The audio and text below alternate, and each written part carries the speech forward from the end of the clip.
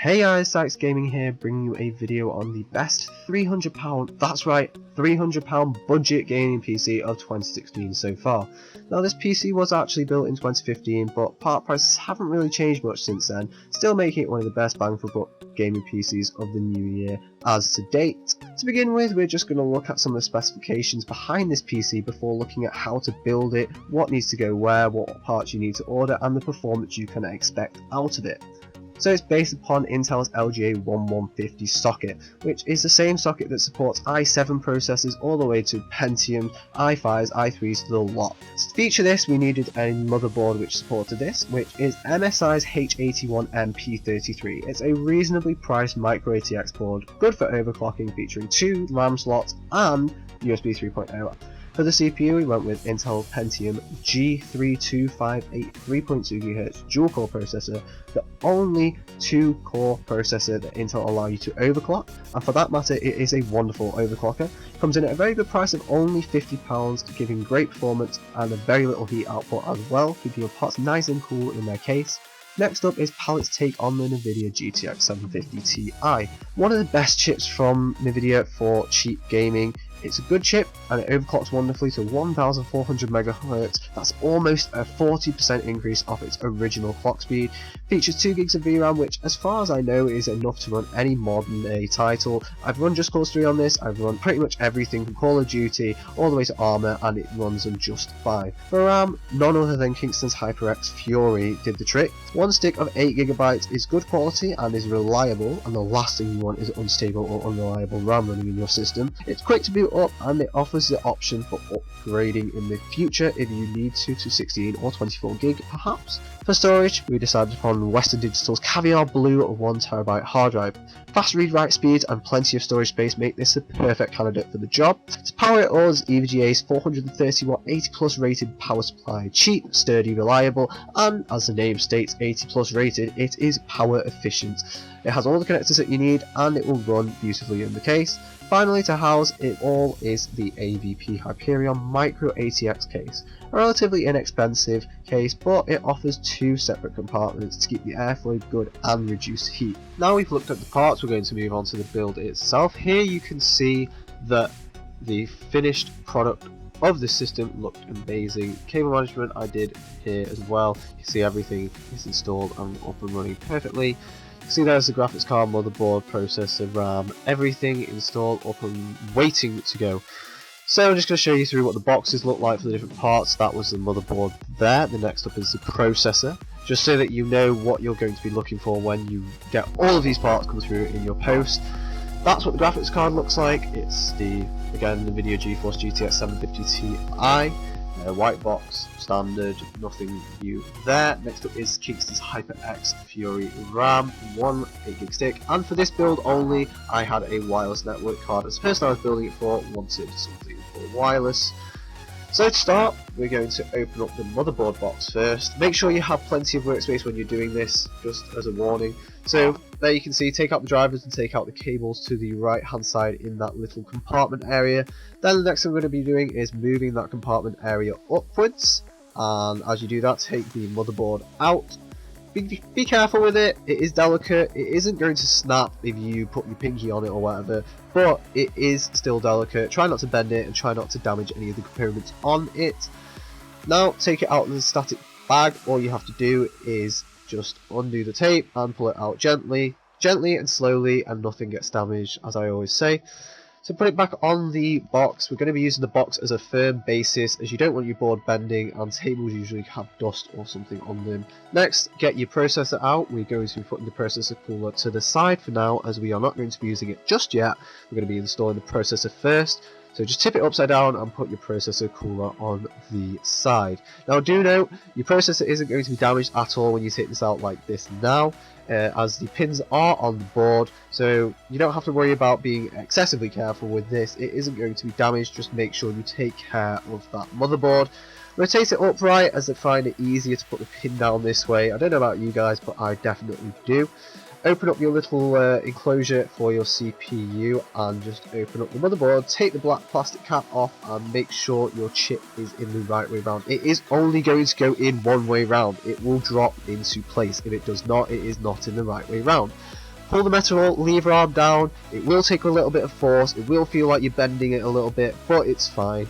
Now next thing up is the RAM. Excuse the hair, I did not realise how close the camera was to myself.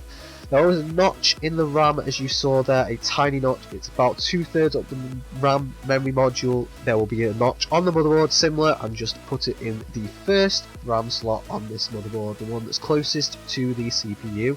Work it from left to right, obviously.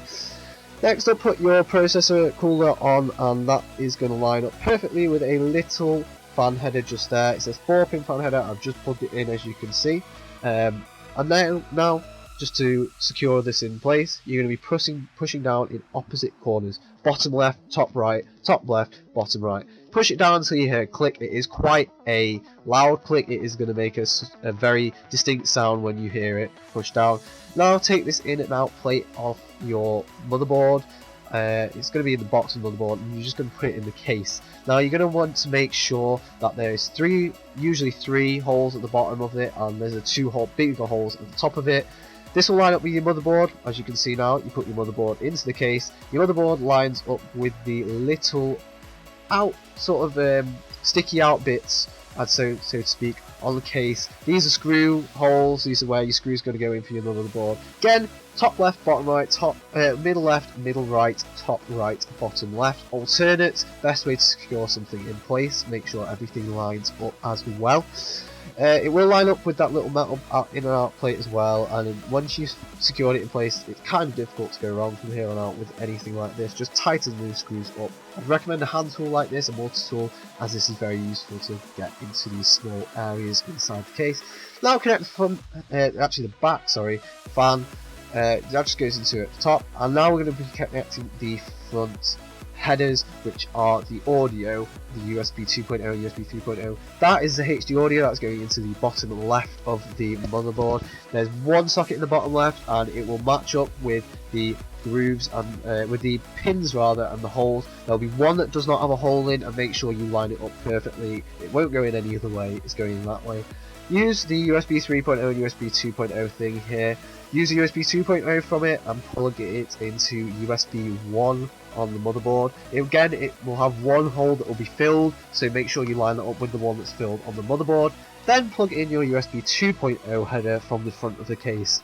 Again, going next to the one that you've just plugged in, also with one hole being filled as well.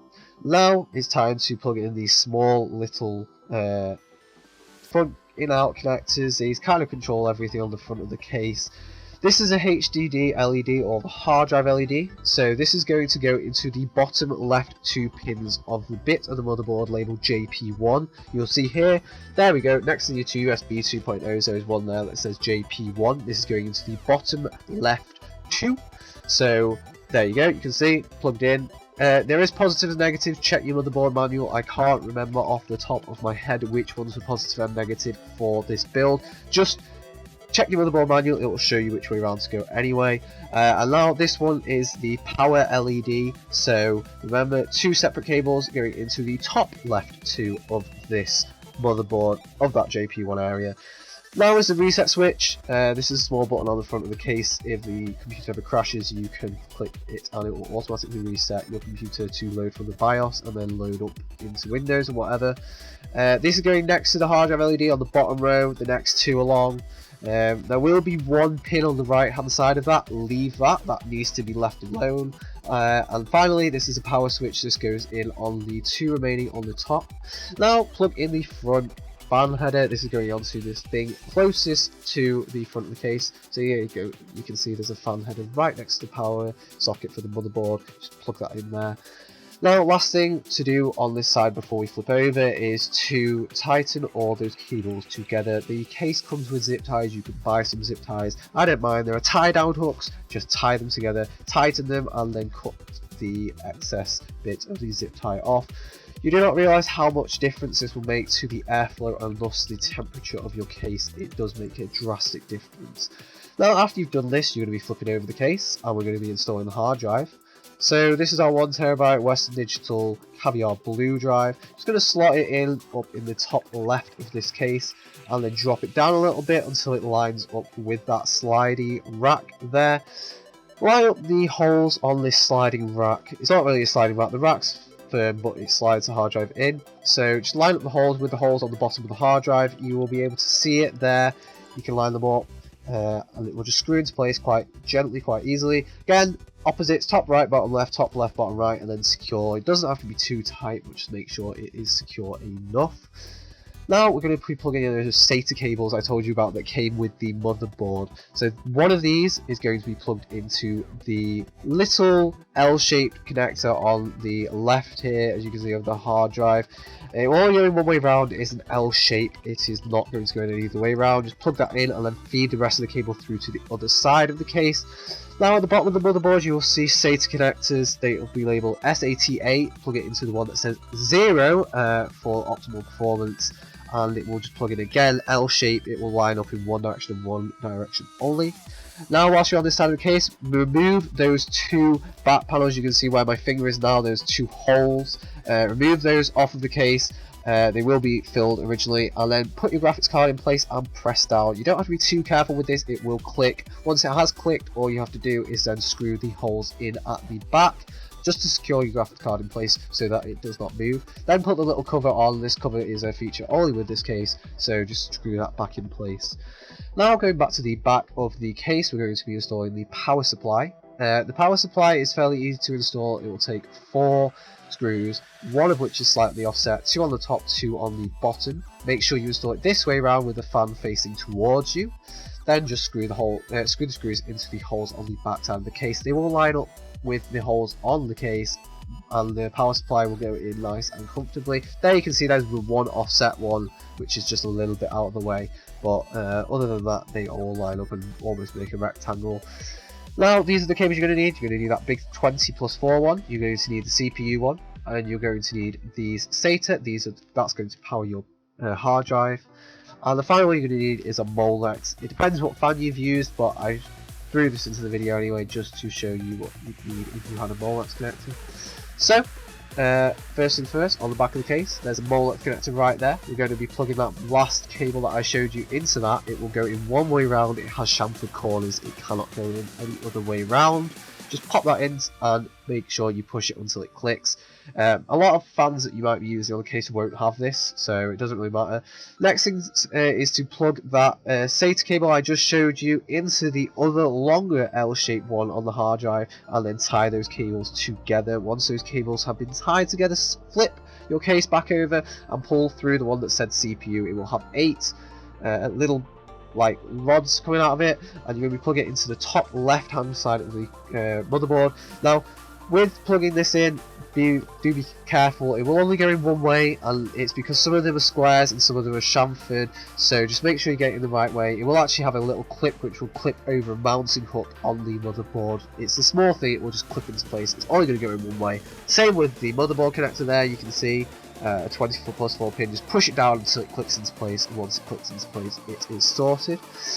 So that's the computer all done. Once you've connected all the power, we'll always remember at the end of every build, just check everything you've done and tie those cables down. Now I'm sure you're all dying to see how well this computer actually performed. So I've ran some benchmarks on some of the games, modern day AAA titles that you can expect to be playing on this computer. So to start off with, we're going to be looking at GTA 5. GTA 5, not a very powerful game in terms of usage of parts. It's very well optimised and it ran perfectly on this computer, I have to admit. Ripped out 60 FPS all the time on normal textures, but with high, or very high in some cases, post-filtering effects on like anti-aliasing and things like that. In most scenarios, unless you blow up about 4,000 cars in one area, it will be perfect for running GTA 5. Better than console quality, like I said, looks better, sharper, clearer, and it can actually reach above 60 FPS if you're wanting to make up 75 FPS for example. Other games like Battlefield 4 ran on high settings with the odd one set to normal or ultra in some cases. 60 FPS never dipped below it. In fact, often when I turned VSync off, it was running all the way up to 70 or 80 FPS. It was wonderful. I had no issues with any texture issues, nothing. It ran beautifully well. Other games like Arma and Crysis, very CPU intensive games. Again, those actually ran a phenomenal amount better than I expected, really. Keeping about 50 to 60 FPS constantly, dropping to the odd 40 FPS here or there, but nothing that isn't playable, especially for something of only £300 value. It is wonderful for running those games. It will run it on about normal to high textures if you push it at high, but again, it's £300, what to expect for £300. Call of Duty, which is the next gameplay that I'm going to show you. Call of Duty ran phenomenal. I had no words for it, it was unfathomable. I don't know whether it's because the card was boosting a phenomenal amount or it was just really well optimised, but it ran so perfectly well. There was no issues, no stuttering, no flame drop. Normal textures, few post-processing effects again set to high, but it was playable constantly. Explosions, grenades, everything, 60 FPS, never sunk below it, and I was amazed by that. Very good part of the video there, as it is a very GPU intensive game. I ran other games like Just Cause 3 and Gmod and things like this just to see how well this game actually worked on these, you know, not so mainstream titles. Just Cause 3 obviously is, but a little bit of like more indie titles, maybe some Minecraft mod packs. They actually ran really well. They used about 6 gigs of RAM and this computer had 8, so there's nothing to worry about there. No lag, FPS was fine. It ran on about medium to high settings. Again, matching console quality, if not better a slight bit, but definitely worth the value for £300. Now, final thing I just want to say is I would recommend overclocking your CPU and GPU. I will release some videos on these. If they're already out on my channel, go check my channel, but I will definitely release some of these because they are incredibly useful and you will notice a big performance increase when you overclock parts. And it's not exactly like thermals are an issue with this computer, they are doing perfectly well. Anyway, so last things from me, I hope you enjoy your new computer if you are building it. If not, I hope you've enjoyed this video and I hope you've learned how to use a PC, and I will see you on the next video. Like, subscribe and comment, and goodbye.